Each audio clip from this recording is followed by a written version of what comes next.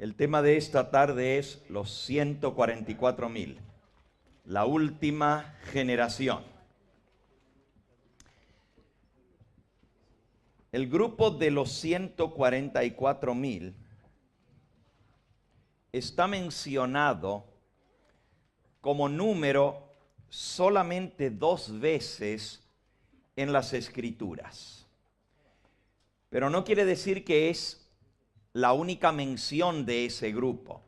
El número 144,000 está mencionado 2 veces, pero ese mismo grupo está mencionado en muchos lugares de la Biblia y vamos a ver sus características para poderlos identificar. La primera vez que aparece el número de 144,000 es en Apocalipsis capítulo 7. Apocalipsis 7. Dice: después de esto vi a 4 ángeles en pie sobre los 4 ángulos de la tierra, que detenían a los 4 vientos de la tierra para que no soplase viento alguno sobre la tierra, ni sobre el mar, ni sobre ningún árbol. Y vi también a otro ángel que subía de donde sale el sol, y tenía el sello del Dios vivo, y clamó a gran voz a los 4 ángeles, a quienes se les había dado el poder de hacer daño a la tierra y al mar, diciendo: no hagáis daño a la tierra, ni al mar, ni a los árboles, hasta que hayamos sellado en sus frentes a los siervos de nuestro Dios. Y oí el número de los sellados: 144,000 sellados de todas las tribus de los hijos de Israel. 144,000 sellados de las tribus de Israel. Noten que el pasaje comienza diciendo: después de esto vi a 4 ángeles.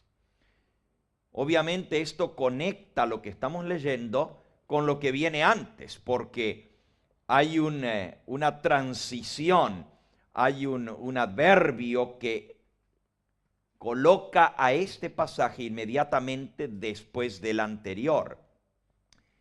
El capítulo 6 termina presentando la venida de nuestro Señor Jesucristo y hace una pregunta que se responde en el capítulo 7. Dice en los últimos versículos del capítulo 6, versículo 14 en adelante: el cielo se desvaneció como un pergamino que se enrolla, y todo monte y toda isla se removió de su lugar. Y los reyes de la tierra, los grandes, los ricos, los capitanes, los poderosos y todo siervo y todo libre, se escondieron en las cuevas, entre las peñas de los montes, y decían a los montes y a las peñas: caed sobre nosotros y escondednos del rostro de aquel que está sentado sobre el trono y de la ira del Cordero, porque el gran día de su ira ha llegado, y ¿quién podrá sostenerse en pie? Notan que esta descripción es claramente del fin de todas las cosas, la venida del Señor, el gran día de su ira, los impíos huyendo despavoridos, escondiéndose en las peñas, en las cuevas, en las cavernas de la tierra, y pidiendo a los montes y a las peñas que caigan sobre ellos, porque no pueden soportar ver el rostro de aquel que viene en las nubes. Y la pregunta con la cual termina el capítulo 6 es: ¿quién podrá sostenerse en pie? ¿Quién podrá estar en pie cuando Él aparezca, cuando llegue ese gran día de su ira, cuando el que viene sentado en el trono haga su aparición en esta tierra? ¿Quién podrá estar en pie? Esa pregunta se responde en la próxima presentación del apóstol San Juan. Miré y vi a 144,000 que tenían el sello de Dios en su frente, y él describe el proceso del sellamiento. 4 ángeles detenían los vientos antes que viniese a soplar, esos vientos que traen desgracia, calamidad, que van a dañar la tierra, el mar y los árboles. Obviamente una descripción de las 7 trompetas que van a dañar el mar, la tierra y los árboles. una descripción de las 7 plagas, una alusión a estas. Antes de que esto comience a suceder, hay un ángel que viene del este. Siempre el este representa el lugar de donde Dios hace su aparición, de donde viene la bendición de Dios. El norte viene la calamidad, el este viene la salvación. Siempre el este, donde está la constelación de Orión, es el lugar de rescate para el pueblo de Dios, lo que viene de parte de Dios. Y este ángel que viene del este trae el sello del Dios vivo para colocarlo en la frente de los siervos de Dios. Y dice Juan, oí el número de los sellados, 144,000 sellados de todas las tribus de los hijos de Israel. La próxima vez que aparece este número es en Apocalipsis capítulo 14. Y otra vez responde a la misma pregunta. La pregunta era, ¿quién podrá estar en pie? Y la respuesta la vimos en el 7, ahora la vemos en el 14. Después miré, y he aquí el Cordero estaba en pie sobre el monte de Sión, y con él 144,000 que tenían el nombre de él y de su padre escrito en la frente. Así que en respuesta a la pregunta, ¿quién estará en pie? La respuesta es 144,000 estaban en pie con el Cordero sobre el monte de Sión. Son los que podrán soportar su venida. Son aquellos que cuando Él aparezca y los demás huyan despavoridos, se escondan en las cuevas y pidan a las montañas caer sobre ellos, este grupo podrá mantenerse en pie y ver el rostro de Dios cuando Él venga. Ahora, Apocalipsis 14 da una descripción mucho más amplia de esto, pero antes de ver las 7 características de este grupo especial de los 144,000, dejemos en claro que son sellados de las 12 tribus del pueblo de Israel. Normalmente esto se interpreta en forma literal, normalmente digo. Así lo interpreta el mundo protestante y también el mundo católico. 144,000 sellados de las tribus de Israel, estos son escogidos de judíos literales, porque se mencionan las 12 tribus de las cuales van a estar sellados. Bueno, pues la mención de ser sellados de las tribus de Israel es literal, entonces también el número es literal, y entonces también el sello es una marca literal sobre la frente. No todo el mundo estaría dispuesto a conceder esto. Toman una parte como literal y otra parte como simbólica. Los que creen que los 144,000 son judíos literales, al mismo tiempo dicen que el sello no es literal sobre la frente.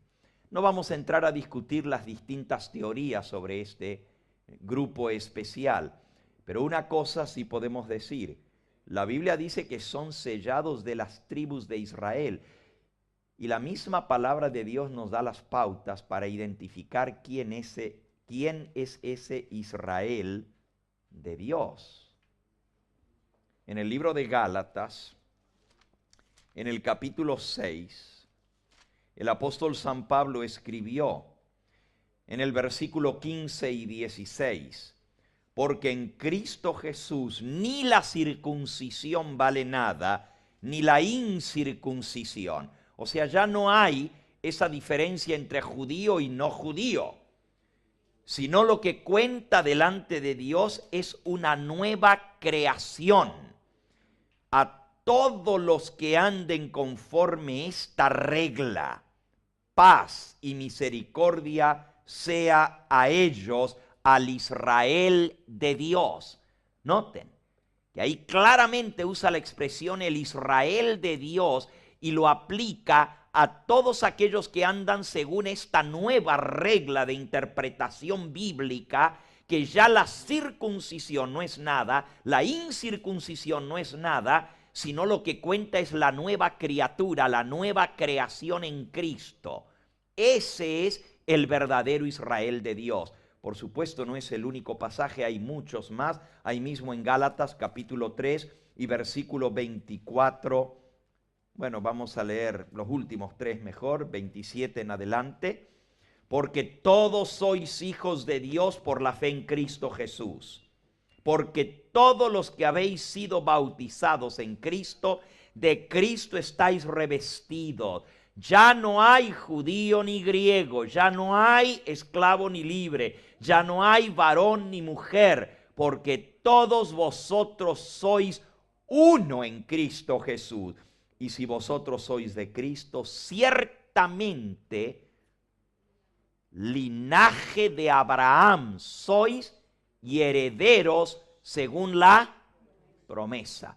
Así que según lo que acabamos de leer, ya Dios no hace esa diferencia entre judío y no judío, ni siquiera entre varón o mujer. Todo aquel que es de la fe en Cristo es descendiente de Abraham y es heredero según la promesa. Los judíos son los descendientes de Abraham, pero ahora el apóstol dice que los que somos de Cristo somos los verdaderos descendientes de Abraham. El Israel de Dios se aplica a los creyentes en Cristo. Y podríamos seguir multiplicando pasajes, hay muchos más, por ejemplo en Romanos capítulo 9, y no voy a mencionar más que uno o dos más para confirmar este punto tan importante para poder entender los 144,000, que aunque son sellados de las tribus de Israel, el Israel de Dios son los creyentes en Cristo. Romanos 9. Dice el versículo 6, no es que la palabra de Dios haya fallado, porque no todos los que descienden de Israel son israelitas. O sea, tú puedes ser descendiente de Jacob, de Israel, y la nación de Israel se llama israelitas porque son descendientes de Jacob. Pero dice aquí, no por descender de Israel son israelitas. Y no por ser descendientes de Abraham son contados como hijos de Abraham.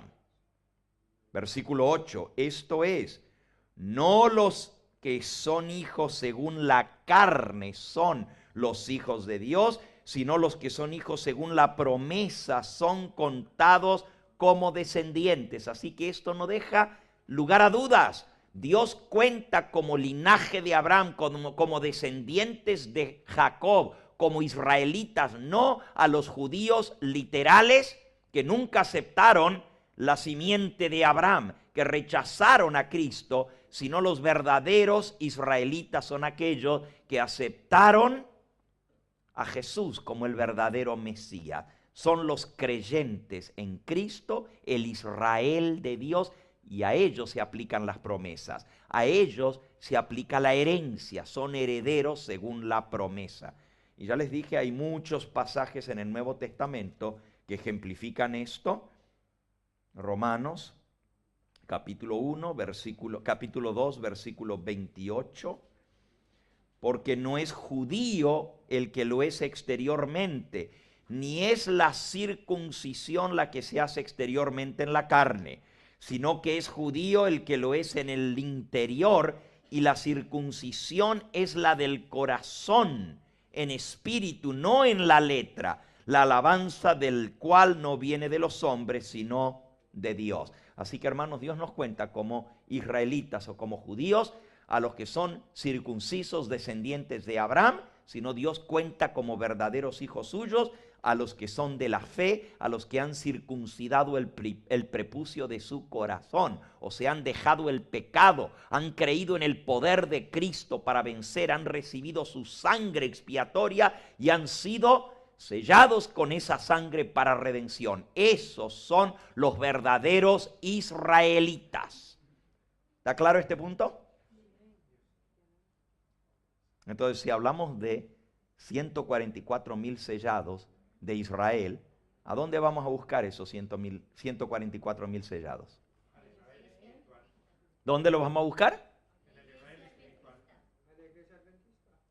Los tenemos que buscar en aquellos creyentes en Cristo, pero que también son israelitas según el cumplimiento del pacto. Romanos capítulo 9, el contexto de lo que Dios viene diciendo es justamente esto. Israelitas, versículo 4, son israelitas de los cuales son la adopción, la gloria, el pacto, la promulgación de la ley, el culto y las promesas, de quienes son los patriarcas, de los cuales según la carne vino Cristo, el cual es Dios sobre todas las cosas, bendito por los siglos. Amén. Así que el verdadero Israel de Dios son los que aceptan a Cristo como Hijo de Dios, y también dice aquí, Dios sobre todas las cosas, bendito por los siglos. Pero también de ellos son la adopción, hemos sido adoptados en la familia de Dios. La gloria, el pacto, la ley, el culto y las promesas. Para ser israelitas genuinos hay que aceptar el pacto de Dios. Hay que ser parte o estar vinculados con Cristo a través del pacto, del nuevo pacto en su sangre, ese pacto que el Espíritu Santo escribe la ley en nuestro corazón. No podemos ser rebeldes a la ley de Dios. Tenemos que tener la señal del pacto en nuestra vida.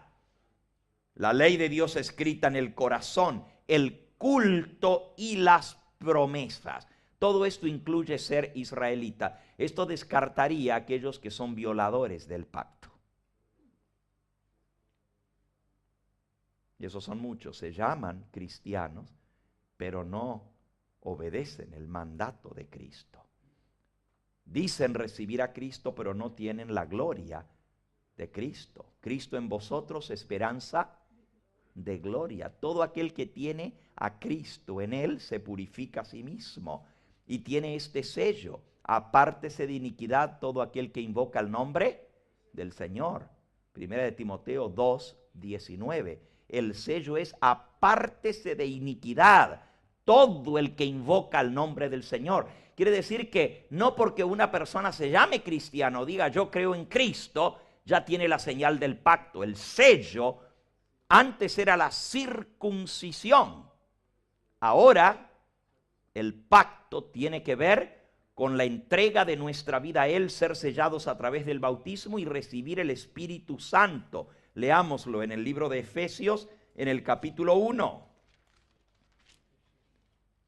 Dice el versículo 13: en Él también vosotros, habiendo oído la palabra de verdad, el evangelio de vuestra salvación, y habiendo creído en Él, en Cristo, fuisteis sellados con el Espíritu Santo de la promesa, que es la garantía de vuestra herencia, hasta que Él venga a reclamar la posesión adquirida para alabanza de su gloria. Mientras Cristo no viene a reclamarnos somos suyos, tenemos el documento que muestra que somos sus hijos adoptados, y ese documento es el Espíritu Santo que escribe esa carta en nuestros corazones. Lo leímos esta mañana, 2 de Corintios capítulo 3.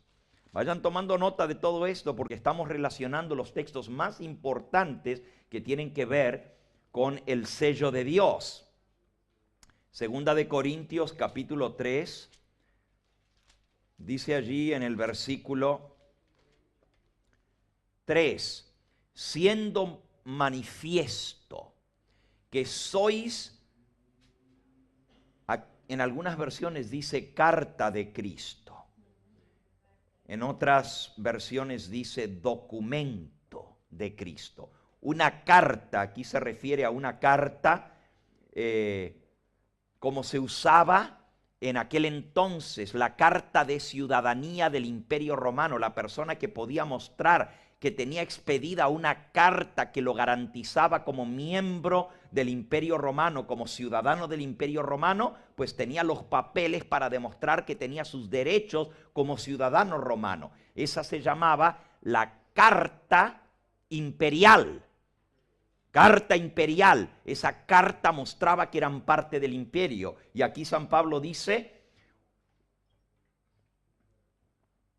Versículo 2, nuestras cartas sois vosotros, escritas en nuestros corazones, conocidas y leídas por todos los hombres, siendo manifiesto, versículo 3, que sois carta, documento de ciudadanía tenéis, de Cristo, expedida por nosotros. Quien te predica el evangelio, te da el documento de identidad que muestra que eres ciudadano del reino de Cristo. Escrita no con tinta, sino con el Espíritu del Dios vivo, no en tablas de piedra, sino en tablas de carne del corazón.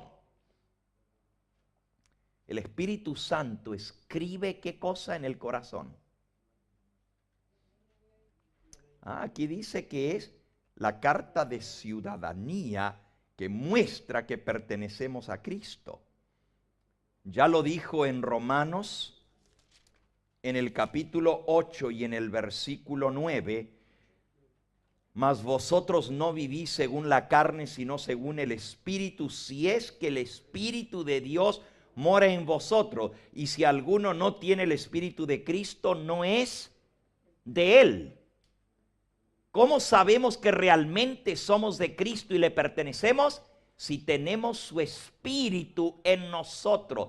Y el Espíritu es el documento, es el sello. Fuisteis sellados con el Espíritu Santo de la promesa. Ahora, ¿qué es lo que sella el Espíritu Santo en el corazón de los creyentes que han entrado en el vínculo del nuevo pacto? ¿Qué sella? Repito la pregunta. ¿Qué es lo que sella el Espíritu Santo? La ley de Dios en el corazón. Muy bien. Aquellos que están dentro de los vínculos del pacto, el Espíritu Santo sella la ley. Isaías capítulo 8 y versículo 16. A ver, para que no se me duerman. Alguien que busque el texto, se ponga en pie y lo lea, por favor. Isaías 8, 16. ¿Qué es lo que se sella en el corazón de los discípulos del Señor? Isaías 8, 16. A ver, Sarita. Dice, ata el testimonio, sella la ley entre mis discípulos. Muchas gracias. Ata ese testimonio. Átalo bien para que no se desate. Sella la ley entre mis discípulos. Lo que Dios quiere que quede sellado en la vida de sus discípulos es ¿qué cosa? La ley. ¿Y no es eso lo que enseña el nuevo pacto que hace el Espíritu Santo en nosotros? Vamos ahora al Nuevo Testamento.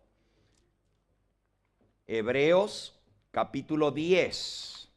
El que lo encuentre se pone en pie. Me va a leer el versículo 15.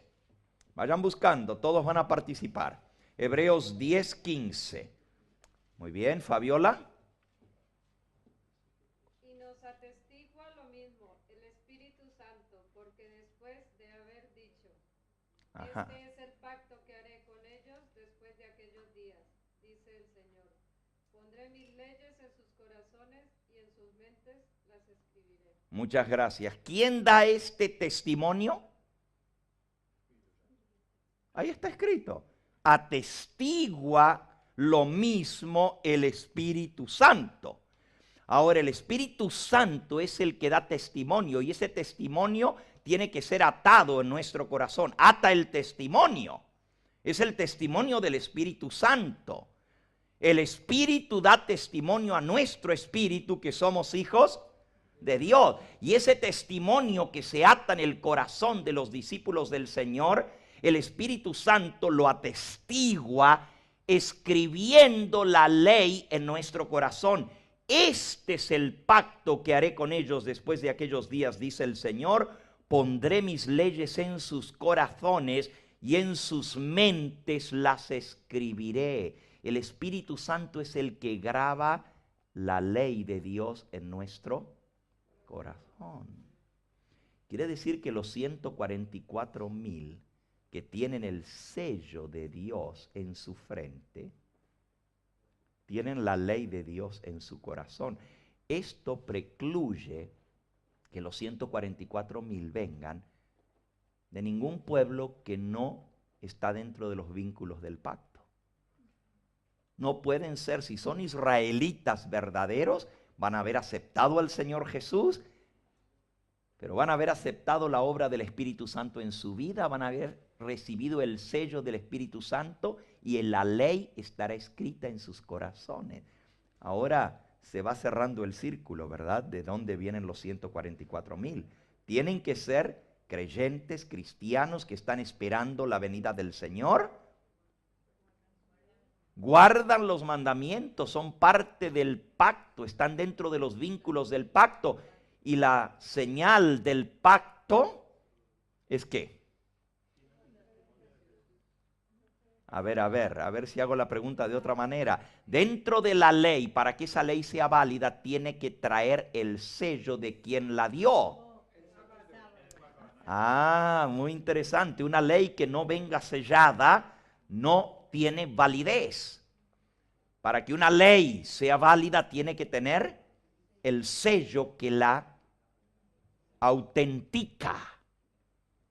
Y la ley de Dios tiene ese sello. Dentro de sí misma se encuentra el sello de quien la expide.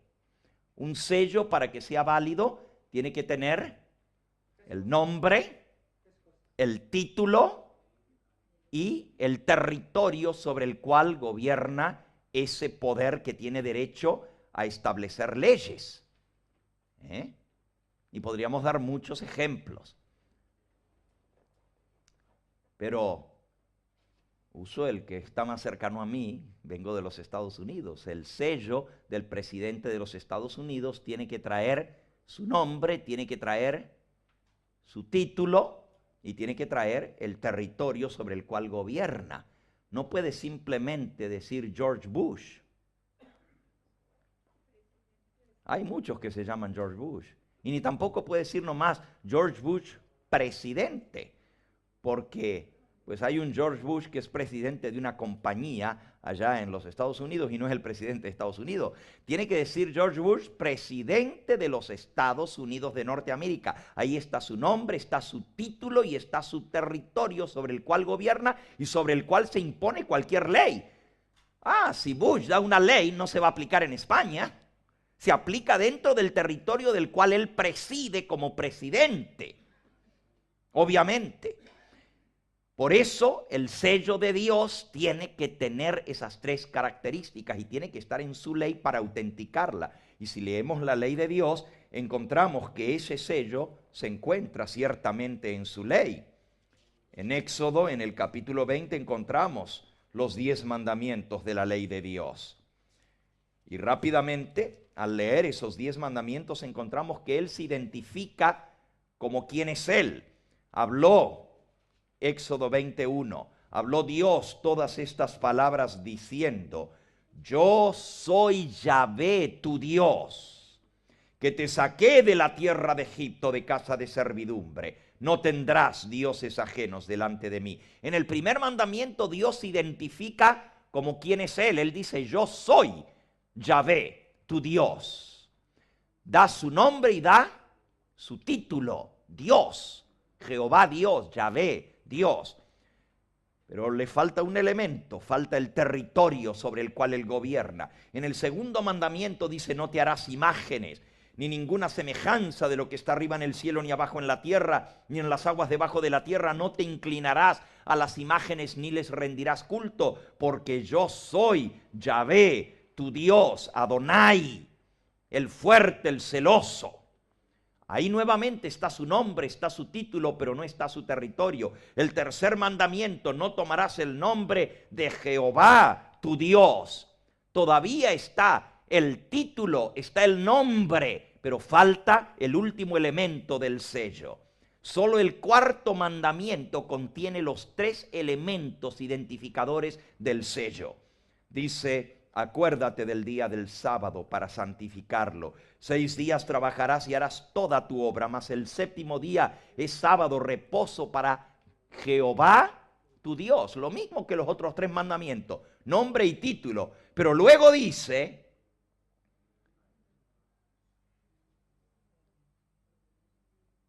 no hagas en él obra alguna, ni tú, ni tu hijo, ni tu hija, ni tu siervo, ni tu criada, ni tu bestia, ni el extranjero que está dentro de tus puertas, porque en 6 días hizo Jehová los cielos, la tierra, el mar y todas las cosas que en ellos hay, y reposó en el 7º día. Por tanto, Jehová bendijo el día de sábado y lo santificó. Nuevamente, este mandamiento contiene el nombre, el título, pero también el territorio sobre el cual Dios gobierna, sobre el cual tiene derecho a imponer sus leyes. Cielo, tierra, mar y todo lo que en ellos hay, porque Él es el creador. El sábado, por lo tanto, es el sello de la ley de Dios. Autentica toda la ley porque nos muestra quién es el que tiene la autoridad para establecer una ley. Yo puedo dar una ley, pero ¿quién la obedece? Quizás en mi casa mis hijos, y si todavía me obedecen, ¿verdad? Solamente alguien que tiene la autoridad puede dar una ley que sea acatada por aquellos que están sujetos a él. El único que tiene el derecho de dar una ley sobre toda la tierra es el creador de los cielos y de la tierra.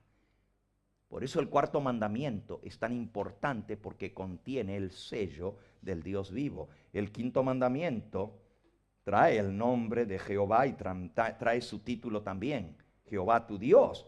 Los demás mandamientos no contienen ni el nombre, ni el título, ni el territorio, los últimos 5. Los primeros 5 contienen su nombre, su título, pero el único que tiene los 3 elementos es el 4º mandamiento, el mandamiento del santo sábado. Y no es de asombrarse, porque justamente el sábado es la señal identificadora de Dios como creador, porque Él hizo el mundo en 6 días y reposó el 7º día. Me estoy deteniendo en esto porque los 144,000, su primera característica es que tienen el sello de Dios en sus vidas. ¿No dice? Sí. ¿Lo dice?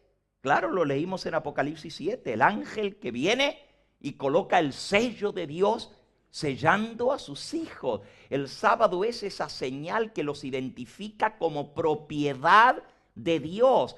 Ahora muchos dicen, bueno, pero el sello de Dios es el Espíritu Santo. ¿Cómo ahora usted, pastor, dice que el sábado es el sello de Dios? Bueno, no lo digo yo, lo dice la palabra de Dios. Pero también la palabra de Dios dice que el sello es el Espíritu Santo. ¿Que no leímos en Efesios 1:13? ¿Fuisteis sellados con el Espíritu Santo de la promesa? Entonces, ¿el Espíritu Santo es el sello de Dios o no es el sello de Dios?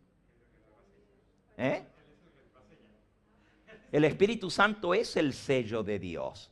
Efesios 4:30. No contristéis al Espíritu Santo de Dios, con el cual fuisteis sellados para el día de vuestra redención. Así que el Espíritu Santo es el sello de Dios.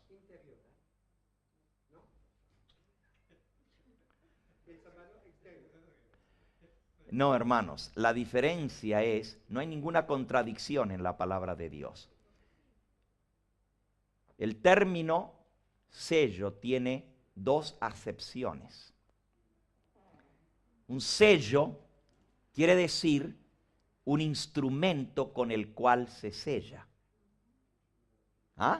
Pero también sello quiere decir la marca que deja indeleble o estampada ese sello.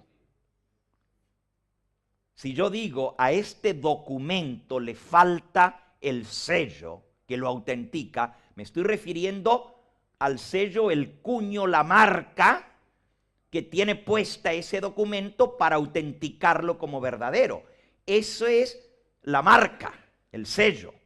Pero si digo, pásame el sello para sellar este documento, no me estoy refiriendo a la marca, sino al instrumento, el cuño que se usa para colocar esa marca.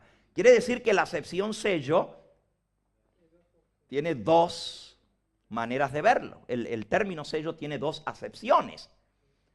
El Espíritu Santo es el instrumento que Dios utiliza para sellar a sus hijos. Así que no sé si es interno, es exterior. Pero se coloca interiormente el sello. Pero el Espíritu Santo es el poder de Dios, la tercera persona de la divinidad que hace su obra en nosotros, escribiendo su ley en nuestra mente, nuestro corazón, grabándola en nosotros. Por lo tanto, es el instrumento sellador. ¿Y a dónde está el Espíritu Santo en el santuario? ¿Dónde está? En el lugar santo. Por eso, para llegar a ser libres en el juicio en el lugar santísimo, tenemos que recibir el sello de Dios en el lugar santo. Por eso tenemos que entrar al santuario. Primero, somos sellados con la sangre en el atrio. La sangre también es un sello. En la Pascua, ¿se acuerdan? Y tomaréis de la sangre y la pondréis sobre el dintel y los postes de la puerta, y esto será por señal. La sangre de la Pascua, del Cordero Pascual, es señal también. Luego el Espíritu Santo es sello, y la ley llega a ser ese sello que se sella en nuestro corazón, y en esa ley viene el sello del Dios vivo. Y también la Biblia le llama señal al sábado. Ezequiel capítulo 20 y versículo 12. A ver quién lo lee. Rapidito, no se me duerman. Ezequiel 20, 12.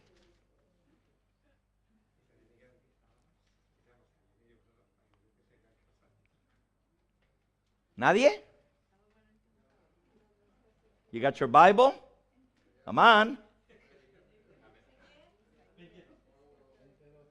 Ezequiel 20:12, sus Biblias, su espada afiladita, por favor. Lee. Les di también mis sábados, para que fuesen una señal entre mí y ellos, para que supiesen que yo soy el Señor que los santifica. Gracias. Les di también mis sábados, para que fuesen la señal entre mí y ellos. Sí, entre ellos, entre su pueblo, para que supiesen que yo soy el Señor que los santifico. Cristo es el santificador. ¿Se acuerdan que ya lo vimos en nuestro estudio del santuario? El que santifica es Cristo a través del Espíritu Santo. Él envía el Espíritu Santo para santificarnos. Pero el que santifica y los que son santificados, así dice, versículo 11 del capítulo 2 de Hebreos, porque el que santifica y los que son santificados de uno son todos, por lo cual no se avergüenza de llamarlos hermanos. Así que por cuanto los hijos participaron de carne y sangre, él también participó de lo mismo para destruir por medio de la muerte al que tenía el imperio de la muerte, es decir, al diablo. Hermanos, Jesús nos santifica porque Él se hizo carne, Él sufrió nuestras tentaciones, Él llevó nuestra naturaleza y así nos puede comprender para darnos el poder para vencer, para santificarnos. Por eso dice el versículo 18, pues en cuanto Él mismo padeció, siendo tentado, es poderoso para socorrer a todos los que son tentados. Y Hebreos 4, versículo 15, porque no tenemos un sumo sacerdote que no pueda compadecerse de nuestras debilidades, sino uno que fue tentado en todo según nuestra semejanza, pero sin pecado. Acerquémonos pues confiadamente al trono de la gracia, para alcanzar misericordia y hallar gracia para el oportuno socorro. Así que Jesús nos santifica en el trono de la gracia a través del Espíritu Santo que es enviado. Y noten que el Espíritu Santo viene del Padre al Hijo, a los que están de rodillas ante el trono esperando recibir la bendición. ¿Se acuerdan lo que estudiamos? Esa luz fluye del Padre e inunda al Hijo. La luz cae sobre Cristo en una manera extraordinaria, viene del trono, y esa luz entonces se derrama sobre aquellos que están de rodillas ante el trono de gracia para recibir la bendición. Esa luz es el Espíritu Santo, y el Espíritu Santo es derramado sobre aquellos que están esperando la bendición, y la obra del Espíritu Santo es convencer de pecado. Pero pecado es transgresión ¿de qué? de la ley. Así que el Espíritu Santo primero nos tiene que llevar a la ley, para entonces mostrarnos que somos pecadores, para que podamos no solo ser perdonados, sino para vencer y así ser santificados por medio de la obediencia a su palabra, para poder recibir finalmente el sello escatológico. Bueno, vamos. Creo que quedó claro que los 144,000 tienen que ser aquellos que reciben la ley de Dios, reciben los vínculos del pacto, reciben el santo sábado, tienen el sello del Dios vivo. Eso prácticamente usted puede de un plumazo ir eliminando a aquellos a quienes se refiere esto. No se puede referir a los judíos literales, aunque guardan el sábado y tienen la ley, porque no tienen la señal de la sangre. No tienen a Cristo. No, por eso no pueden ser judíos literales. Pero tampoco pueden ser católicos, porque no tienen la ley.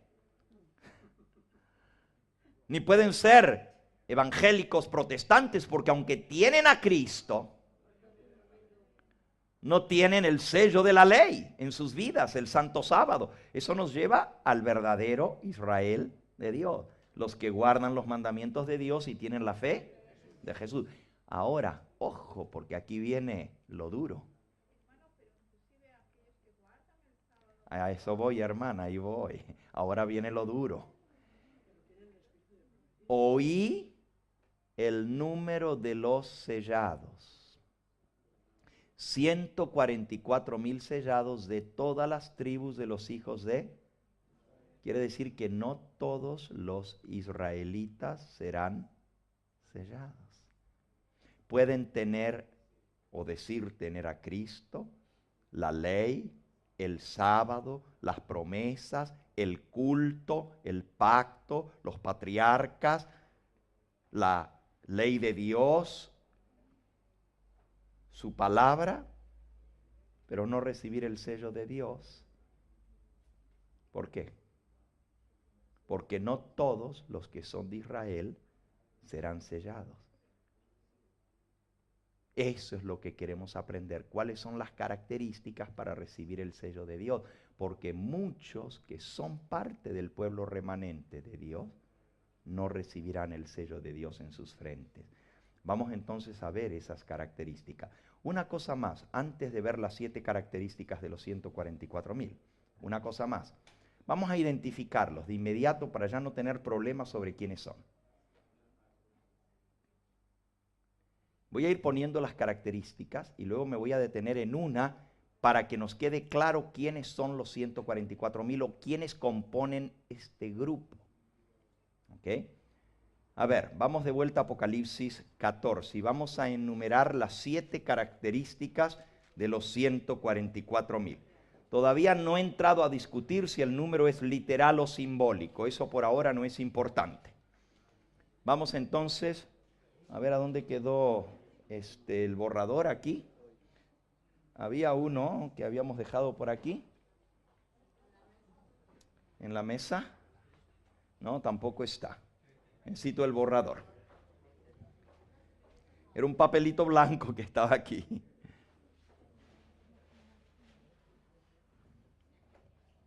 ¿Una servilleta? ¿Alguno tiene? Muchas gracias.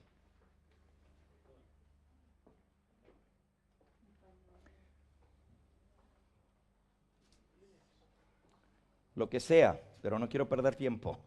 Rapidito, pásame. Gracias.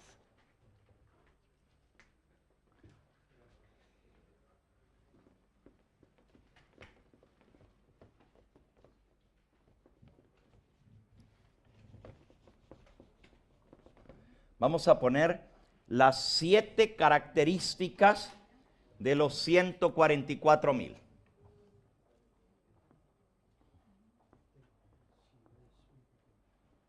Está bien, así ya borré. Gracias. Gracias. Ok, primera característica. ¿Quién me puede leer, por favor, Apocalipsis 14:1 rapidito? ¿Se ponen en pie y me lo leen? Apocalipsis 14:1. Después miré y he aquí el Cordero estaba en pie sobre el monte de Sión y con él 144,000 que tenían el nombre Muy bien, tienen el nombre escrito en la frente. En hebreo nombre, cuando se refiere a Dios, se dice Hashem. Hashem, nombre escrito en la frente.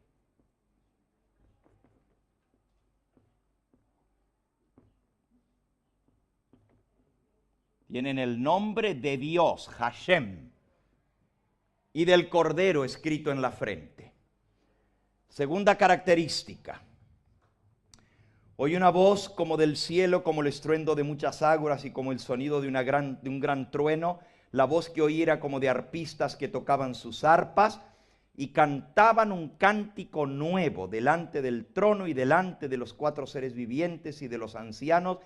Y nadie podía aprender el cántico sino aquellos 144,000. Segunda característica. Cantan un nuevo canto que nadie puede aprender sino los 144,000. Esa es una característica peculiar. Solo ese grupo puede cantar ese canto. Tercera característica. Cantan un cántico nuevo que nadie puede aprender. Termina el versículo diciendo, sino aquellos 144,000 que fueron redimidos de entre los de la tierra. Tercera característica, son redimidos de entre los de la tierra.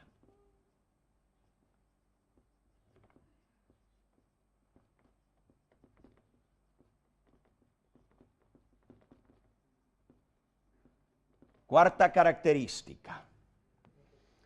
Estos no se contaminaron con mujeres, pues son vírgenes. Cuarta característica, son vírgenes.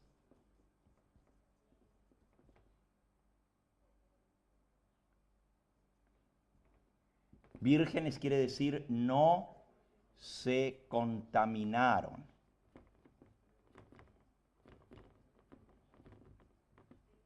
Con mujeres. Una vez un hermano me dijo, pastor, ya no puedo ser de los 144,000, ya me casé. Ya me contaminé con mujer. Poco entendimiento espiritual. No está hablando de eso, ya lo veremos. Quinta característica. Estos son los que siguen al Cordero por doquiera que va. Siguen al Cordero por doquiera que va. ¿Y a dónde guía el Cordero?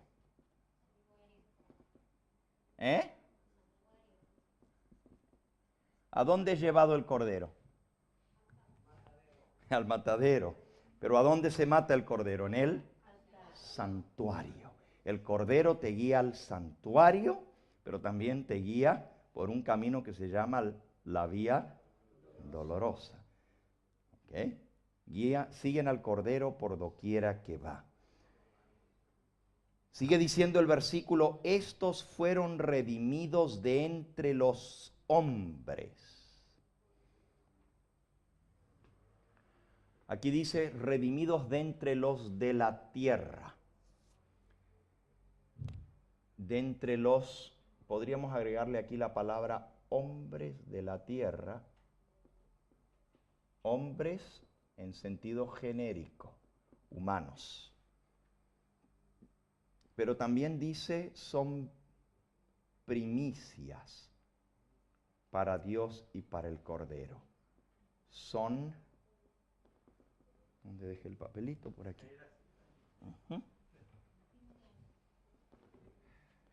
Son primicias.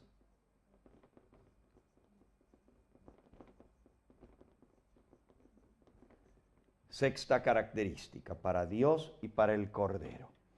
Y luego dice, y en sus bocas no fue hallada mentira, pues son sin mancha delante del trono de Dios. Séptima característica, sin mancha. Y ejemplo de eso, no engaño en su boca. Ahora, esta es muy peculiar, esta característica, porque Santiago dice que el que no peca con su boca es un hombre perfecto. O sea, el que logra dominar su lengua, domina todo su cuerpo. Como ejemplo de esa característica que están sin mancha es que no hay engaño en su boca. Así es. No habrá mentira. Sí, Sofonías 3:3.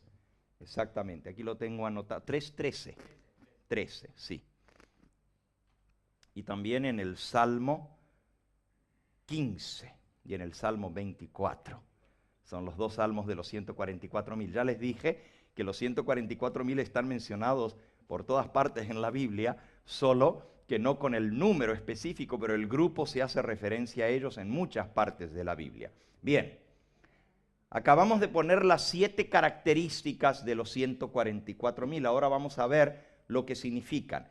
Y voy a ir primero a una de ellas para dejar en claro quiénes son. Me voy a centrar, de la primera ya hemos hablado bastante. Tienen el nombre, a ver, puse nombre, tiene que decir el nombre escrito en su frente. El nombre de Dios y del Cordero. La segunda, cantan un nuevo cántico que nadie puede aprender. Y me detengo en la tercera por un momento. Son redimidos de entre los hombres de la tierra. Esta es una característica muy peculiar porque nos ayuda a identificar exactamente quiénes son. Redimidos de entre los hombres de la tierra.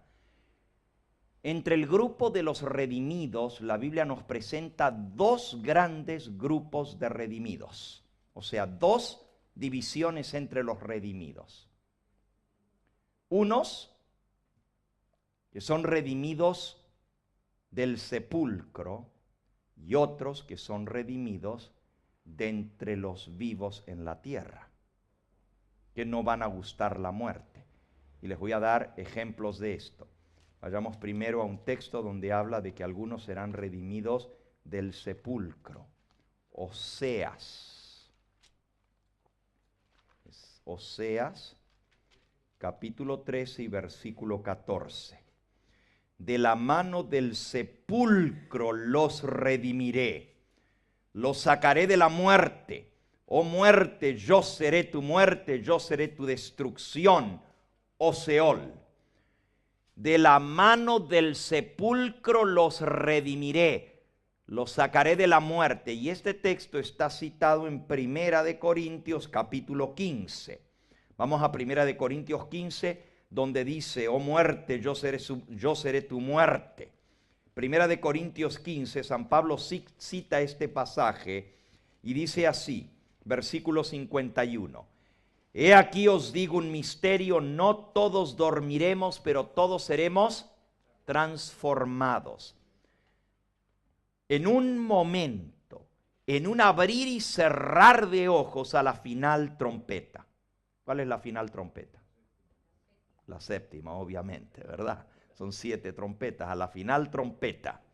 En un momento, en un abrir y cerrar de ojos a la final trompeta, porque se tocará la trompeta y los muertos, aquí está, serán resucitados incorruptibles y nosotros, ¿quiénes somos nosotros? Lo contrario a los muertos. Los vivos seremos transformados, porque es necesario que esto corruptible se vista de incorrupción y esto mortal se vista de inmortalidad. Y cuando esto corruptible se haya vestido de incorrupción y esto mortal se haya vestido de inmortalidad, entonces se cumplirá la palabra que está escrita: sorbida es la muerte en victoria. Oseas 13:14. Ahí está la cita. Así que los que han de ser redimidos del sepulcro son los que están dormidos, que el Señor va a resucitar. Y se cumplirá la palabra que la muerte fue sorbida en victoria. Pero luego dice que nosotros, los vivos, seremos transformados.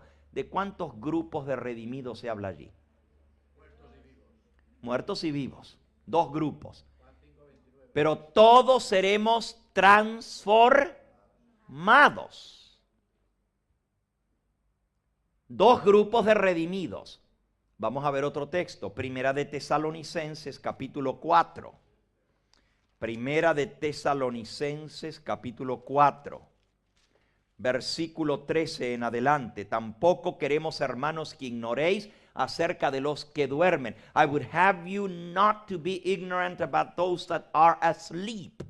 No quiero que ignoréis sobre los que duermen, para que no se entristezcáis como los otros que no tienen esperanza. Porque si creemos que Jesús murió y resucitó. A ver, ¿cuántos creen que Jesús murió y resucitó? ¿Puedo ver las manos? Los demás están dormidos. Ya sé quiénes están dormidos. Si creemos que Jesús murió y resucitó, también debemos creer que Dios traerá con Jesús a la vida a los que durmieron en él. Por lo cual os decimos esto en palabra del Señor. This we say by the word of the Lord, that we that are alive, that will remain to the coming of the Lord, que nosotros los que vivimos, los que hayamos quedado, ahí está el nosotros, ¿verdad? Que dijo en 1 Corintios 15. Nosotros los que vivimos, los que hayamos quedado hasta la venida del Señor, no precederemos a los que durmieron, porque el mismo Señor, con aclamación, con voz de mando, con voz de arcángel y con trompeta de Dios, descenderá del cielo, y los muertos en Cristo resucitarán primero. Luego nosotros los que vivimos, los que hayamos quedado, seremos arrebatados juntamente con ellos en las nubes a recibir al Señor en el aire, y así estaremos siempre con el Señor. ¿Cuántos grupos de redimidos se mencionan aquí? Dos. Los muertos y los que sean transformados o seremos transformados, y junto con los muertos seremos arrebatados a recibir al Señor en el aire. Así que unos van a ser redimidos del sepulcro, de la muerte, y los otros van a ser redimidos de entre los hombres de la tierra. Miren qué clarito. Yo no sé por qué la gente se confunde tanto. ¿Quiénes son los 144,000? Que son los mártires, desde Abel para adelante, y quién sabe qué. Si ahí dice, van a ser redimidos de entre los hombres que están en la tierra, mientras que los otros son redimidos del sepulcro. The 144,000 are redeemed from the men among the earth, from among the men that are on the earth. The others will be redeemed from the grave. So it's very clear, the 144,000 are the ones that are living alive when he comes. Los 144,000 son los que estaremos vivos en la venida del Señor, los dos grupos. Ahora entienden por qué les dije que por todas partes la Biblia nos habla de los 144,000, solo que no los menciona por nombre, por número. Pero ahí están en 1 Corintios, están en 1 de Tesalonicenses, los muertos, la gran muchedumbre, los vivos, los 144,000, que estaremos vivos, los que hayamos quedado, seremos arrebatados en las nubes a recibir al Señor en el aire. ¿Ha quedado claro este punto? Seguro. Porque si está claro el punto, ya no hay más discusión de quiénes son los 144,000.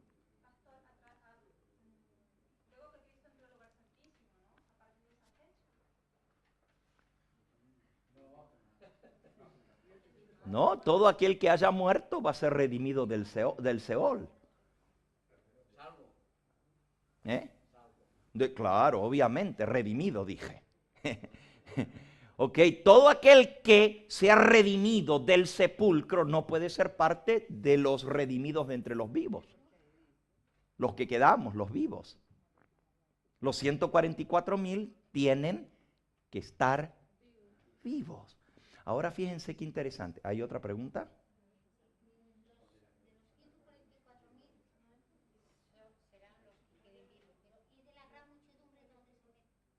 Los redimidos del Seol.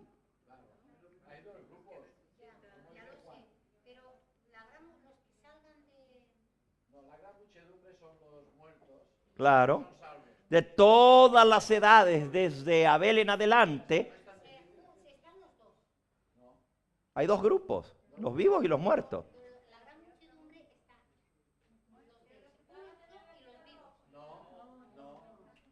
A ver, leamos otra vez el texto. Los muertos en Cristo resucitarán primero y luego nosotros, los que vivimos, los que hayamos quedado, seremos arrebatados con ellos a recibir al Señor en el aire. Hay dos grupos, los que resucitan y los que están vivos. Y nadie se va a adelantar a nadie, todos al mismo tiempo. Hermana Teresa.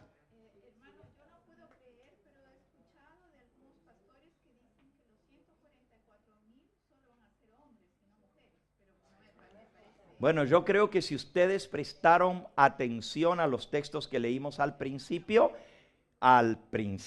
leímos en Gálatas 3, porque en Cristo Jesús ya no hay judío ni griego, no hay esclavo ni libre, no hay varón ni mujer, porque todos son uno. Y si son de Cristo, linaje de Abraham sois y herederos según la promesa.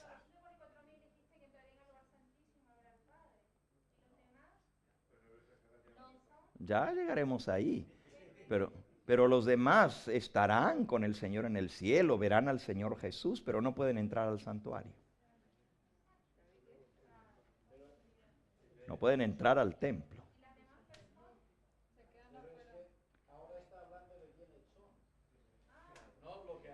Claro. Mi pregunta es, ¿quedó claro esto de que los 144,000 son los vivos? ¿Lo demostramos con la palabra de Dios, sí o no? Bueno, porque lo que pasa es esto. Ahora, cuando leamos lo que dice Elena de White, ella está totalmente de acuerdo con lo que dice la palabra de Dios. Hay muchas personas que dicen, a mí no me vengas con los libros de Elena de White, venme con la Biblia. Bueno, pues hasta ahora no he usado una sola cita de Elena de White. Hemos estudiado los 144,000 con la palabra de Dios.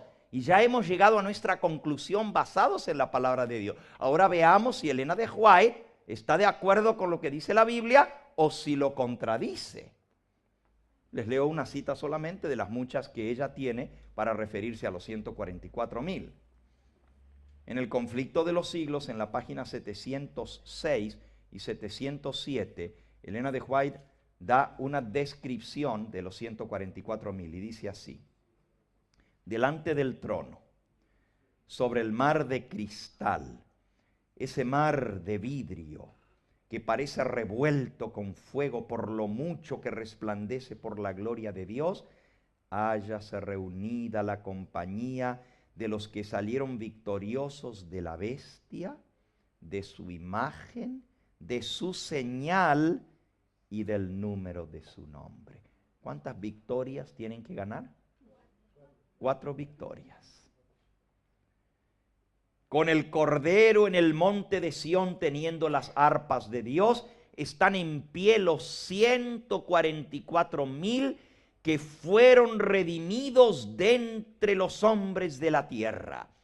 Y se oye una voz, como el estruendo de muchas aguas y como el estruendo de un gran trueno, una voz de tañidores de arpas que tañían sus arpas. Cantan un cántico nuevo. Ella está citando obviamente Apocalipsis 14, ¿verdad? Y Apocalipsis 15. Cantan un cántico nuevo delante del trono. Un cántico que nadie podía aprender sino aquellos 144,000. Ahora, ¿por qué nadie puede cantar ese cántico?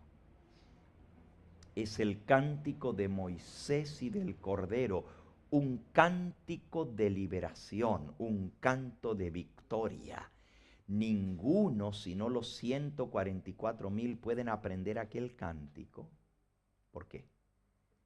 Porque es el cántico de su propia experiencia. Una experiencia que ninguna otra compañía ha conocido jamás. Yo no puedo cantar un cántico que es de mi experiencia si no la he vivido. Y ahora explica cuál es esa experiencia. Estos son los que siguen al Cordero por doquiera que fuere, habiendo sido trasladados de la tierra de entre los vivos. Escuchen bien. Habiendo sido trasladados de la tierra de entre los vivos, son contados por primicias para Dios y para el Cordero. Estos son los que han venido de la gran tribulación.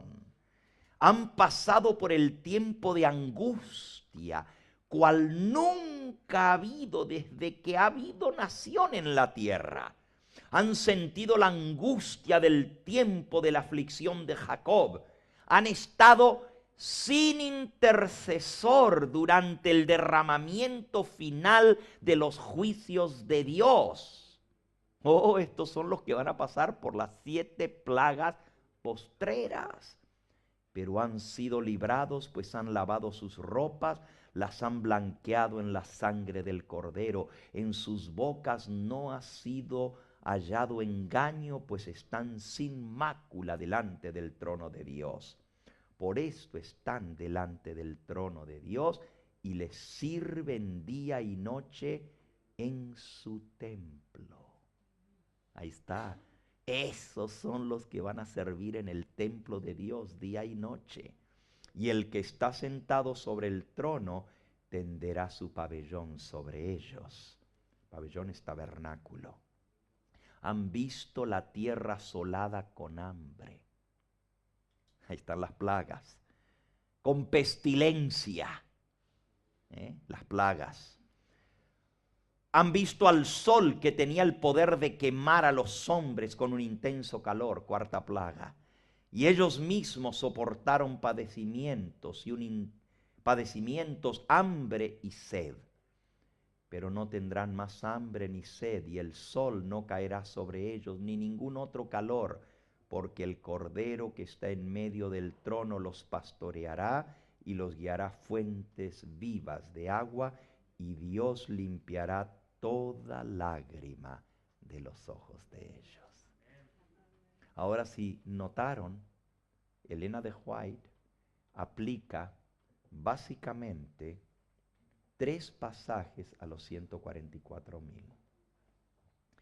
Aplica Apocalipsis 7, Apocalipsis 14 y Apocalipsis 15. Y les decía, hay muchos lugares en la Biblia que menciona este grupo, aunque no lo menciona por número. En Apocalipsis 15 podemos leerlo ahora, que son los textos que Elena de White aplicó a este grupo. Dice en el versículo 2, vi también como un mar de vidrio mezclado con fuego. Y a los que habían alcanzado la victoria sobre la bestia y su imagen, estaban sobre la bestia, su imagen y su marca y el número de su nombre, estaban en pie sobre ese mar de vidrio con las arpas de Dios. Y cantan el cántico de Moisés, siervo de Dios, y el cántico del Cordero, diciendo, grandes y maravillosas son tus obras, Señor Dios Todopoderoso, justos y verdaderos son tus caminos, oh Rey de los santos. ¿Quién no te temerá, oh Señor, y te glorificará? Glorificará tu nombre, pues solo tú eres santo, por lo cual todas las naciones vendrán y te adorarán, porque tus juicios se han manifestado. Los 144,000 han pasado por los juicios de Dios, han visto la justicia de Dios derramada sobre los impenitentes. Y también cantan ese cántico de victoria, de liberación. ¿Recuerdan? Cuando el pueblo de Israel cruzó después de las plagas de Egipto. ¿Cuántas eran las plagas?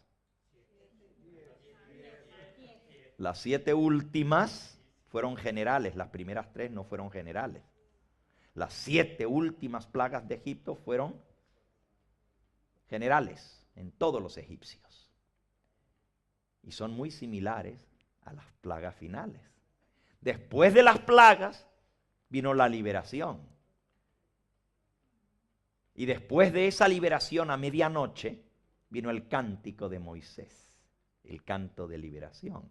Los 144,000 también pasan por las plagas, pero no les va a tocar las plagas como a los israelitas en Egipto. Y luego viene la liberación bajo la última plaga, al igual que en Egipto. Y después de esa liberación bajo la 7ª plaga, entonces cantan el cántico de Moisés y del Cordero, el canto de liberación. Es un simbolismo tomado del pueblo de Israel, porque son las tribus del Israel moderno. Interesante, ¿verdad? Este simbolismo. Ahora, acabamos de ver que Elena de White corrobora exactamente lo que fue nuestra conclusión tomado de la misma Biblia. Hemos visto la tercera característica. Redimidos de entre los vivos, trasladados de la tierra sin gustar la muerte, dice en otro lugar. Sin gustar la muerte. Donde ella habla de los 144,000, dice que estos son los que no gustarán la muerte. Hay otro simbolismo muy hermoso. ¿Ustedes se recuerdan cuando Jesús subió al monte de la transfiguración? ¿Quiénes se aparecieron hablando con él? Moisés y Elías. Ahí está el símbolo perfecto. ¿Qué era lo que pasó sobre el monte de la transfiguración?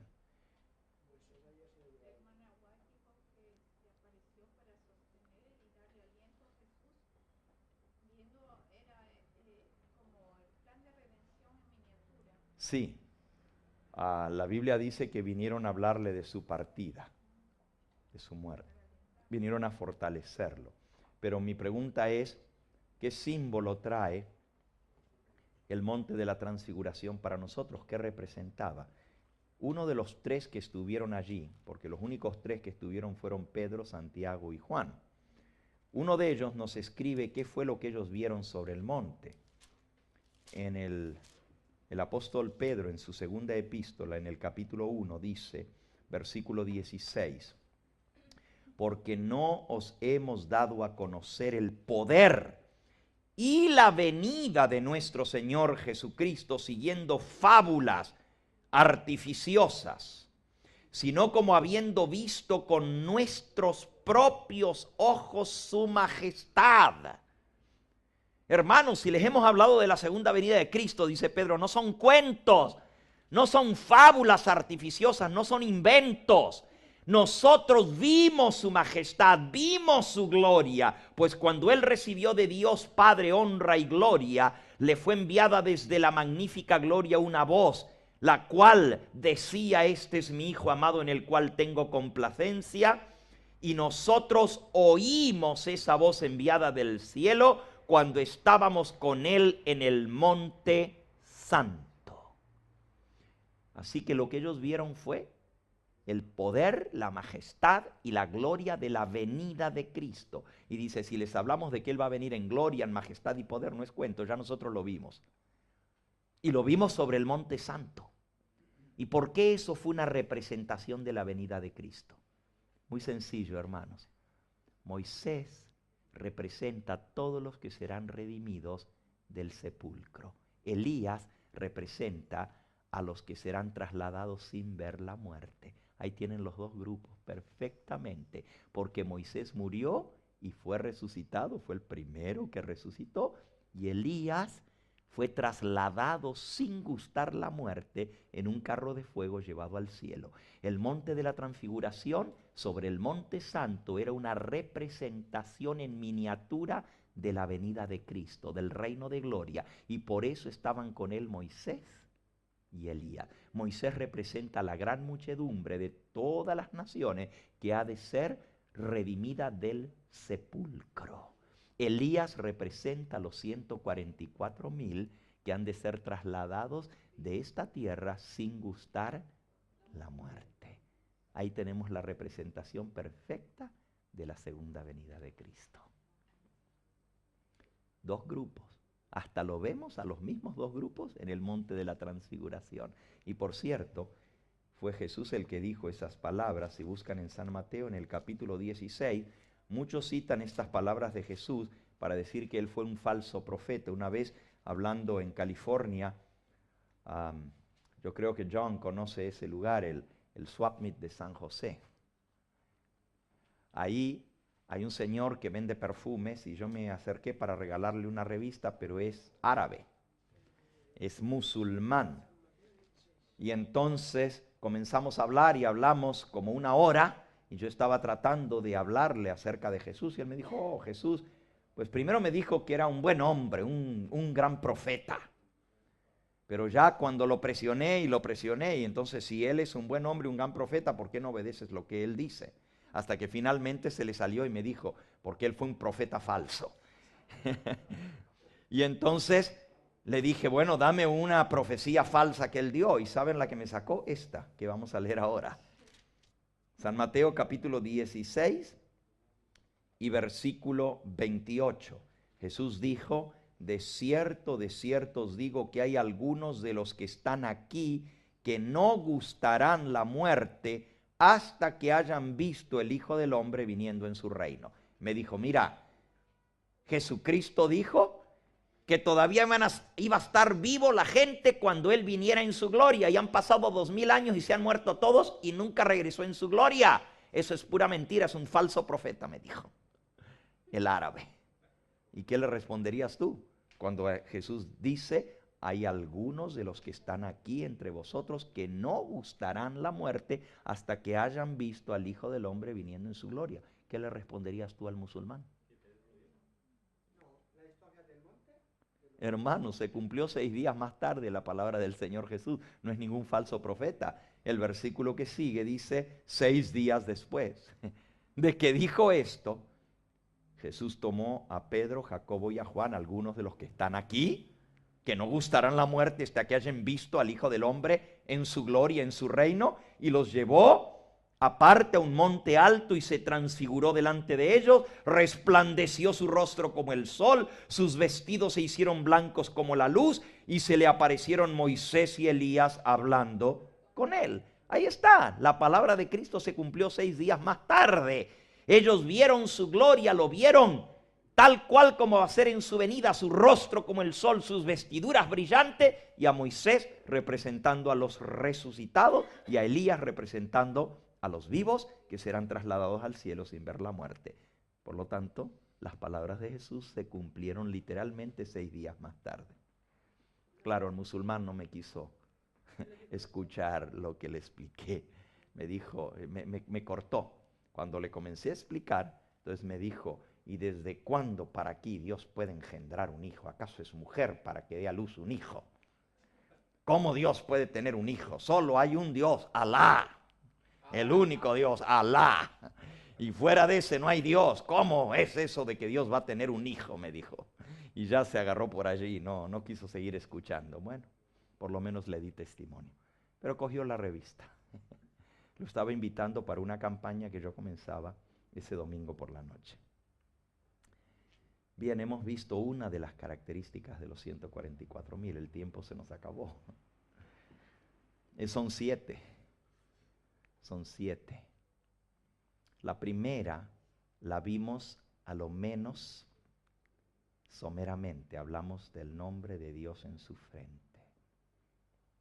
El sello de Dios. El nombre de Dios es su carácter, lo que Él es. Y ese es el sello de Dios. Porque la ley es un trasunto de su carácter, es un reflejo del carácter de Dios. ¿Qué es el sello de Dios?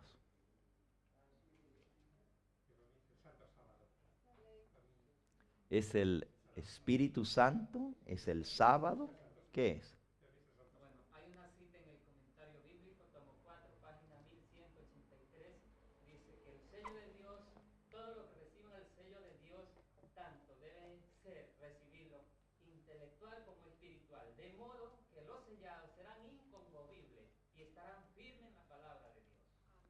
Muy bien, muy bien.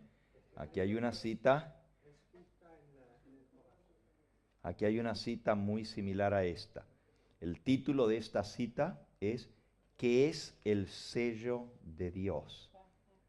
Comentario Bíblico Adventista, tomo 4, página 1183. Y dice así: tan pronto como el pueblo de Dios sea sellado en su frente, no se trata de un sello o una marca que se pueda ver. Así que olvídense de una marca visible, sino que es, y aquí viene lo que es el sello de Dios, es un afianzamiento en la verdad, tanto intelectual como espiritualmente, de modo que los sellados son inconmovibles. Tan pronto como el pueblo de Dios sea sellado y preparado para el zarandeo, éste vendrá. Ciertamente ya ha comenzado. Así que, hermanos, es un asentamiento en toda la verdad. Eso incluye la santa ley de Dios, incluye el santo sábado, incluye todo lo que Cristo ha revelado para su pueblo. Y cuando estamos afianzados en esa verdad, que nada ni nadie nos sacude, estamos sellados, inconmovibles. Entonces vendrá el zarandeo. Y ahí se va a ver quién tiene el sello y quién no tiene el sello. El sello tiene 3 P's. Le voy a poner las 3 P's del sello de Dios. P, P y P. En primer lugar, es una marca o una señal de... La primera P es pertenencia o posesión. Pertenencia. O también posesión.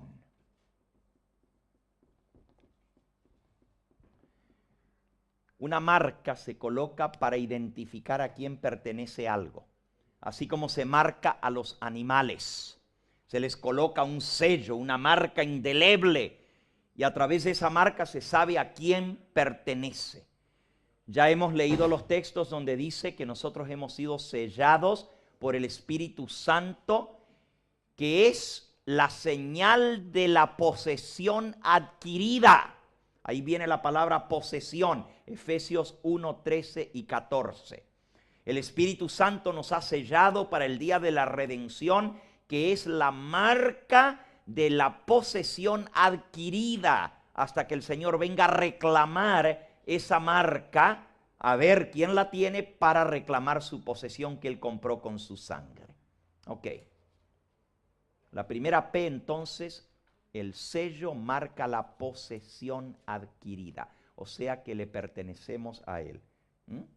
Por ejemplo, si ustedes miran mis libros, yo les pongo un sello. Y el sello dice Gambetta. ¿Para qué? ¿Para qué sello mis libros? Pues muy sencillo, ¿verdad? Para que nadie se confunda. No porque no quiera compartir, sino porque los tengo subrayados y luego no encuentro la cita. En otras palabras, marcamos nuestra posesión para mostrar a quién pertenece. Así Dios nos sella con la marca de su posesión que muestra a quién le pertenecemos. Podemos buscarlo, ya leímos Efesios 1, 13 y 14, podemos leer también en Timoteo. Timoteo en el capítulo 2, esto es 2 de Timoteo 2, 19. Pero el fundamento de Dios está firme teniendo este sello. Y aquí usa la palabra sello. Conoce el Señor a los que son suyos. ¿Para qué el Señor coloca un sello? Para identificar a los que le pertenecen. Y cuando Él viene, viene a reclamar a todos los que son suyos, que tienen su marca de posesión. Esa marca nos identifica como hijos de Dios. La segunda P del sello de Dios es protección. La primera es posesión, la segunda es protección. La marca sirve para protegernos en el tiempo de angustia. Ezequiel capítulo 8 y capítulo 9 nos presenta el proceso del sellamiento. No vamos a leer todo el capítulo, pero es impresionante. Solamente vamos a leer el versículo 4. Venía ese ángel que traía el sello de Dios y le dijo Jehová, Ezequiel 9:4, pasa por en medio de la ciudad, por en medio de Jerusalén, y ponles una señal en la frente a los hombres que gimen y que claman a causa de todas las abominaciones que se hacen en medio de ella. Y a los otros dijo, oyéndolo yo, pasad por la ciudad en pos de él y matad. No perdone vuestro ojo ni tengáis misericordia, matad a viejos, jóvenes, vírgenes, niños y mujeres, hasta que no quede ninguno. Pero a todo aquel sobre el cual hubiere señal, no os acercaréis y comenzaréis por mi santuario. Comenzaron pues desde los varones ancianos que estaban delante del templo. Cuando venga la ira de Dios sin mezcla de misericordia, los primeros en caer serán los dirigentes del pueblo, que no tengan la marca, la señal, el sello de Dios. Será terrible ese tiempo. Yo quiero estar protegido por el sello de Dios. Esa marca es una señal de protección. Recuerden, no es una marca visible. Quienes tienen que verla son los ángeles, los que van a soltar los vientos. La tercera P del sello de Dios. La primera es posesión, indica a quién pertenecemos. La segunda es protección, nos protege en el tiempo de angustia. Caerán a tu lado 1000 y 10.000 a tu diestra, mas a ti no llegará. Y la tercera es perfección. Perfección. El sello de Dios indica que hemos sido sellados porque por la gracia de Cristo hemos logrado vencer. Somos vencedores en Cristo Jesús. Ya lo hemos leído, es la séptima característica de los 144,000. En sus bocas no había engaño, pues son sin mancha delante del trono de Dios. Han alcanzado ese estado de perfección en Cristo, perfectos en Él. El mismo texto de 2 de Timoteo 2:19 dice, el fundamento de Dios está firme teniendo este sello, conoce el Señor a los que son suyos. Pero ¿cómo termina el versículo? Y apártese de iniquidad todo el que invoca el nombre del Señor. Así que para poder ser parte y recibir ese sello, tenemos que estar apartados de toda iniquidad, de todo pecado, por la gracia de Cristo Jesús. Termino en esta tarde, no vamos a cubrir todas las características, termino en esta tarde leyéndoles dos cortas citas. Lo hemos visto desde el punto de vista bíblico y luego leímos una cita del Espíritu de Profecía para confirmarlo. Elena de White dice lo mismo que dice la palabra de Dios. No está en contradicción, sino más bien viene a confirmar lo que la misma Biblia dice y lo acabamos de ver en la palabra de Dios. En el libro Conflicto de los Siglos, en la página 478, dice así: los que vivan en la tierra cuando cese la intercesión de Cristo en el santuario celestial deberán estar en pie en la presencia del Dios Santo sin mediador. Ahora, eso es algo que entendemos claramente. Cuando Jesús diga hecho es, el que es santo, dice Apocalipsis, siga siendo santo. El que es justo siga siendo justo. Pero el que es impío siga obrando impíamente, y el que es sucio ensúciese todavía. Cada caso está decidido para vida o para muerte, para salvación o para condenación. Cristo sale del santuario. Nadie puede entrar al santuario, dice Apocalipsis 15, mientras se derraman las plagas finales. El templo se llenó de humo y nadie podía entrar hasta que se completaran las 7 copas de ira. Ya Cristo no está en el santuario cuando esto sucede. Y los que vivan en esta tierra mientras se derramen los juicios de Dios, mientras Cristo haya salido del santuario, tendrán que estar en pie sin intercesor. En otras palabras, ya no hay sangre expiatoria en el santuario, ya no hay quien interceda. Sigo leyendo.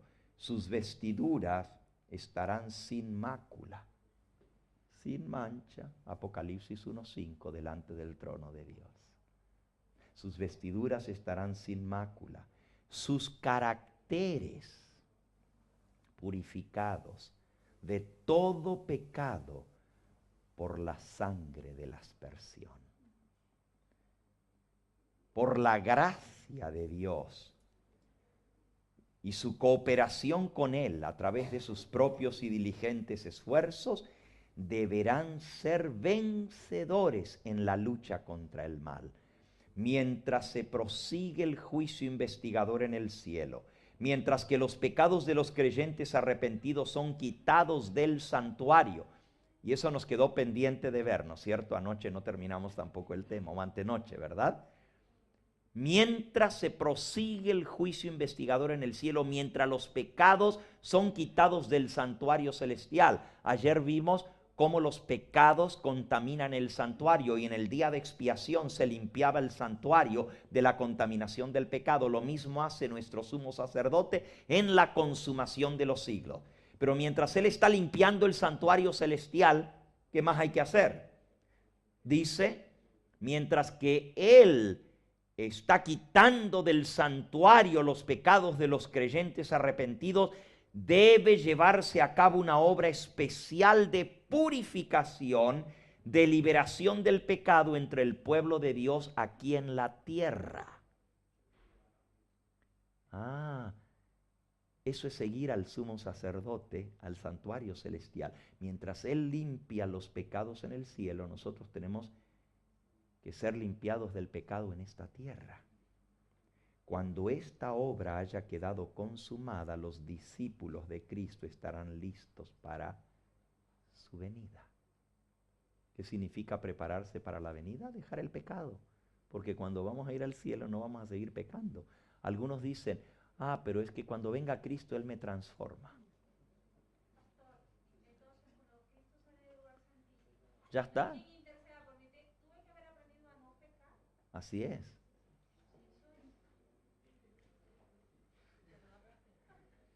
¿Eso es imposible? No te preocupes, cuando recibas el Espíritu Santo vas a estar sin pecado. Escucha esta cita. Escucha esta cita.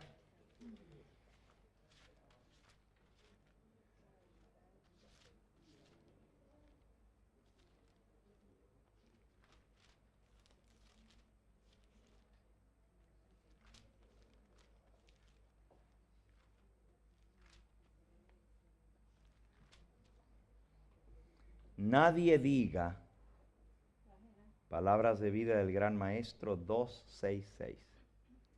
Nadie diga, no puedo remediar mis defectos de carácter, no puedo vivir sin pecado.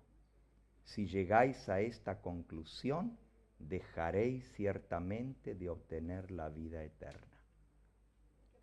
La imposibilidad no está en Dios. La imposibilidad reside en vuestra propia voluntad. Si yo digo no puedo vencer mis defectos de carácter, con ello me quedaré y estoy renunciando a la vida eterna, porque Dios no va a llevar a nadie al cielo que no sea vencedor. Ahora pónganse a pensar, si Dios echó del cielo a Lucifer y sus ángeles por rebelde, si Dios echó del jardín del Edén a Adán y Eva por un pecado de desobediencia, entonces ¿cómo Él va a querer llevar al cielo a personas que todavía siguen desobedeciendo? Sería una contradicción muy grande. ¿Cómo Dios va a llevar al cielo, a estar en la presencia de los santos ángeles que le obedecen y son todos leales a Él, a personas que todavía no puedan dejar de hacer esto malo o dejar de hacer aquello otro malo? Y tú dices, pero es que es mi naturaleza. Bueno, Jesús tomó nuestra misma naturaleza y venció. Y así como Él venció, tú y yo podemos vencer. Escuchen esto. Sí.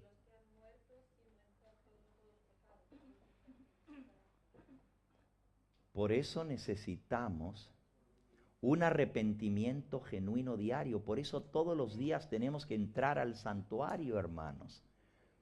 Si yo muero, pero he venido al santuario, estoy limpio de todo pecado. Cuando una persona muere, queda sellada. Queda sellada o para salvación o para condenación. Pero si esa persona antes de morir entró al santuario por la fe, no importa que esté en una cama, pero si por la fe vio a Cristo y dijo, Señor, intercede por mí, no quiero seguir pecando, límpiame, Señor, perdona mis pecados y dame el poder para no volver a hacerlo. Y se murió, quedó sellado para vida eterna, porque en primer lugar la sangre de Cristo lo cubrió de todo pecado, no hay pecado en Él, no hay pecado en Él. Y segundo, Dios conoce el corazón y sabe si su arrepentimiento fue genuino. Y si él de verdad en su corazón sentía que no quería volver a pecar y se murió con esa sincera decisión de no volver a hacerlo, quedó sellado. Está mejor el que muere que el que sigue vivo. Por eso Pablo dijo, para mí el morir es ganancia. Porque el que muere queda sellado. Si murió en Cristo, si murió en el santuario, aferrado de esa sangre expiatoria, está sellado para redención. Lo malo es los que seguimos viviendo, porque hoy le digo, Señor, yo de verdad quiero obedecerte, pero mañana, en lugar de mantener mis ojos en Cristo, los quito de Él y vuelvo a pecar. Pero por la gracia de Cristo podemos ser vencedores si nos mantenemos aferrados de Él. Él tiene poder para darnos la victoria. Y esa victoria la alcanzaremos entrando al lugar santísimo. De ahí viene el poder para la victoria. Cuando venga el tiempo de angustia, los hijos de Dios estarán sin pecado. Termino, y esta sí la última cita porque el tiempo se nos acabó. ¿Ok? Conflicto de los siglos, página 680.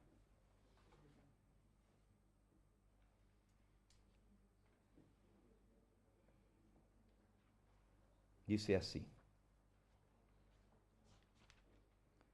Ahora. ¿Cuándo? Ahora. Mientras que nuestro gran sumo sacerdote está haciendo propiciación por nosotros, debemos lograr la perfección en Cristo. Ahora es el momento de lograr esa perfección en Cristo. Nuestro Salvador no pudo ser inducido a ceder a la tentación. Escuchen lo que hablamos. La tentación no es pecado. Yo puedo tener un defecto en mi vida, pero si yo me niego a mí mismo y me aferro a Cristo y digo, Señor, no voy a ceder a la tentación, aunque esa debilidad esté en mí, si yo no cedo, eso me fortalece con cada victoria para seguir venciendo. La tentación no es el pecado es ceder a la tentación.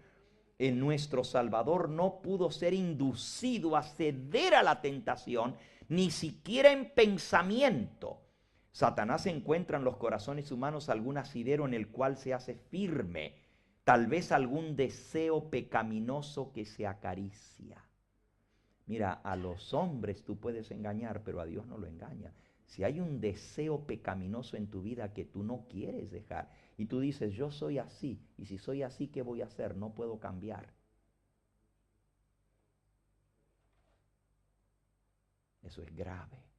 Es tan grave que te deja fuera del reino de los cielos, porque Dios no va a llevar a nadie que no quiera dejar de pecar. Si echó del cielo a los pecadores, si echó del jardín del Edén a los pecadores, no nos va a llevar otra vez para perpetuar el pecado por toda la eternidad, jamás. ¿Cómo les va a dar a comer del árbol de la vida? Si lo que Dios dijo es, guarden el camino al árbol de la vida, no sea que el hombre vaya y come del fruto del árbol de la vida y viva para siempre. Él no quiere pecadores que se perpetúen eternamente. Por eso, para poder comer del fruto del árbol de la vida, tenemos que dejar de pecar. Termino la cita. Satanás encuentra en nosotros alguna debilidad, algún deseo pecaminoso que se acaricia por medio del cual la tentación se fortalece. Pero Cristo declaró al hablar de sí mismo, viene el príncipe de este mundo y no tiene nada en mí. Satanás no pudo encontrar nada en el Hijo de Dios que le permitiese ganar la victoria. Cristo guardó perfectamente los mandamientos de su Padre y no hubo en él ningún pecado de que Satanás pudiera sacarle ventaja. Esta es la condición en que deben encontrarse los que han de poder subsistir en el tiempo de angustia sin intercesor. Esa es la condición, sin pecado, ni un pecado en su vida, ni siquiera en pensamiento cederán a la tentación. Ahora cualquiera puede decir, esto es demasiado grande, ¿cómo yo voy a llegar allí?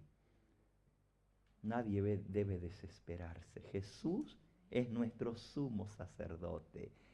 Venid a Él confiadamente para recibir gracia para el oportuno socorro. Jesús intercede por nosotros. Él tiene poder. Esa luz que viene del Padre se derrama sobre sus hijos y los fortalece para vencer el pecado.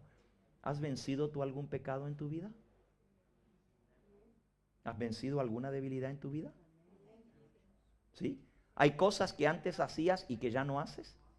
¿Y a quién le das la gloria? A Cristo, ¿verdad? Ahora, si el Señor te dio la victoria sobre eso que antes hacías y ya ahora no lo haces, ¿no te puede dar la victoria sobre lo otro? El mismo poder que te da la victoria sobre ese aspecto te puede santificar por completo. Y si nosotros, lo único de lo cual no podremos ser santificados es de lo que no queremos ser santificados. La imposibilidad no está en Dios, está en nuestra voluntad, en un pecado acariciado que no queremos renunciar a él. Ahí está el problema. Pero si nosotros rendimos todo lo que somos, todo, y le decimos, Señor, yo quiero la victoria completa, transforma, yo no puedo cambiar. He tratado y no he podido. Y vuelvo otra vez y caigo en lo mismo. Claro, en tu fuerza jamás podrás, pero hay uno que es todopoderoso. Y ese es nuestro intercesor. Para eso Él se hizo hombre, para gustar la tentación como el hombre, para saber la fuerza de la tentación. Y padeció, dice Hebreos 2:18, por cuanto Cristo padeció siendo tentado, puede socorrer a todos los que son tentados. Él sabe lo que es la fuerza de la tentación, porque Él luchó y padeció con esa tentación y logró la victoria. Y como Cristo venció, Él tiene el poder y la experiencia para fortalecernos, para darnos la victoria. Ese es el secreto de la victoria. Está en el santuario, está en el lugar santísimo, está en el Hijo de Dios que intercede por nosotros frente al Padre y recibe de Él todo lo que pidiereis al Padre en mi nombre, lo recibiréis. ¿Y cuánto es todo? Todo lo que esté de acuerdo a su voluntad. Y Dios quiere que seamos perfectos. Sed pues vosotros perfectos como vuestro Padre que está en los cielos es. Si le pedimos que Él nos dé la victoria para ser perfectos, ¿cómo no nos va a dar? Todo lo que pidiereis al Padre en su nombre lo dará. ¿Qué dijo el apóstol Pablo? Todo lo puedo en Cristo que me fortalece. Vengamos a Él con fe. No tenemos un sumo sacerdote que no pueda compadecerse de nuestras debilidades, sino uno que fue tentado en todo según nuestra semejanza, pero sin pecado. Que esa sea nuestra experiencia. Señor les bendiga. ¿Tenías un comentario?